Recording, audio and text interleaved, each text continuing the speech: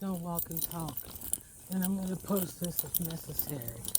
But I had an incident with the woke white dude in the park this morning where I told y'all in another video, might get posted also, that I had to check him a little bit on his entitlement, his privilege, his beliefs that I owe him shit. You know, if I go out and get everything that I need so that I can make it, and then other people provide things for me, what makes him think that he can take it? Under what circumstance? What have you provided to the situation that you should be able to take anything out of it without asking at a minimum? And for damn sure, don't think I owe you something, talking about I need to pay you for some shit. But anyway, that's kind of the long and the short of it. So we got into it. I was like, dude, you sitting up here getting benefits from the United States government for the last 12 fucking years, but you healthy enough out here to be able to do something else out here. I even told him, I know you can work 20 hours a week, you just fucking don't, so you're on some bullshit.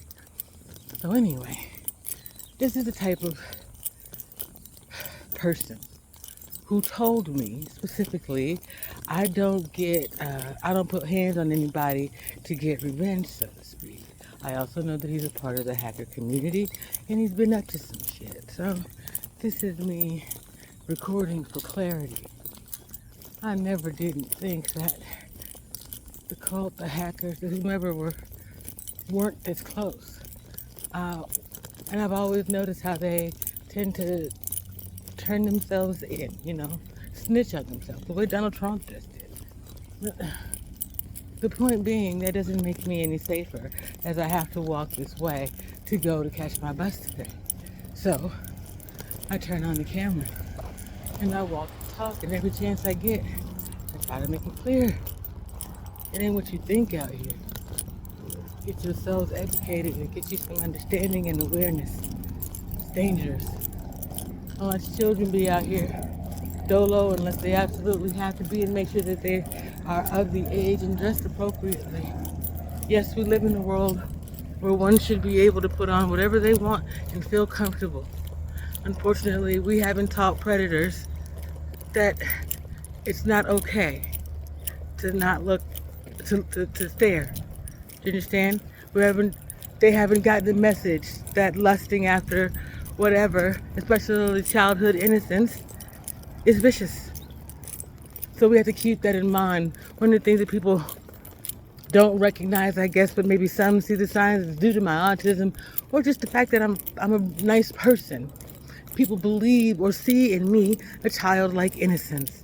That's why lately predators have been attempting to prey upon me much more frequently.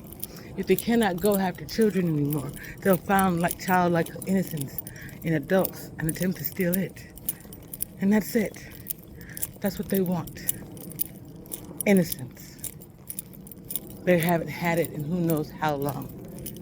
And the only way they can get it is to latch onto an innocent person and either have them clean up their image or they drag that innocent person down with them. But in the meantime, they get to experience what it is to be a part of an innocent person's life and live vicariously through that innocence. So, I'm pretty sure that's the long and the short of it. I mean, I'm being truly honest, no matter how we look at it.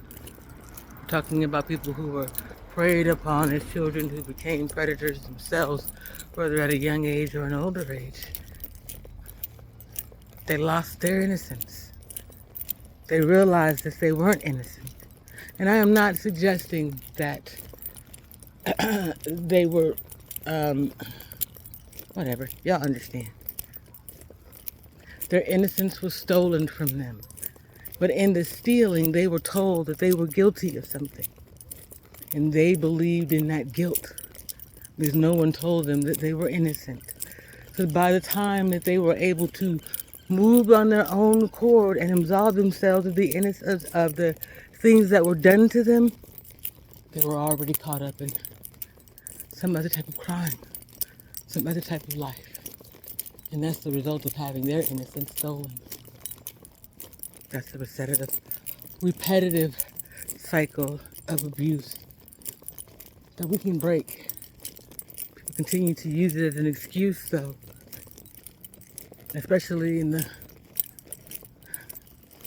white entitlement spaces, if I'm being honest. And I just don't have the energy for white entitlement. I don't have the energy for any entitlement. But seriously, we know disproportionately you all have been able to receive disability, unemployment, and everything else.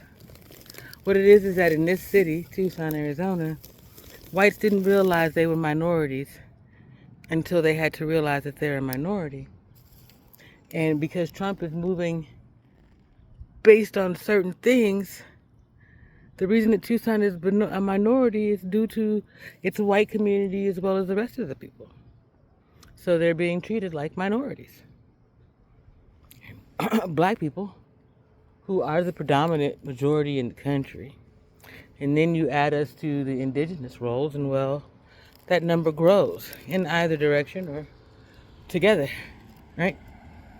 All that I'm saying is these people are finding themselves marginalized, pushed to the outside, and they already thought that they were at the bottom.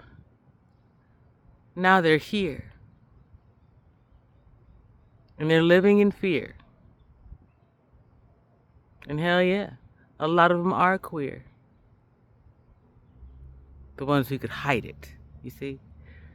There's no more hiding anything. It's all gonna come out.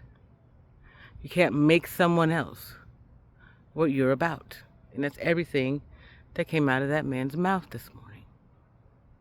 Every bit of his quiet, passive rhetoric in response to my truthful, righteous vitriol was him speaking to a mirror. He was talking to me and addressing himself. And I just, as the mirror, put a finite point on that shit. Welcome to America, where we're all Americans. And until you understand that shit, you'll have to deal with the consequences. Peace.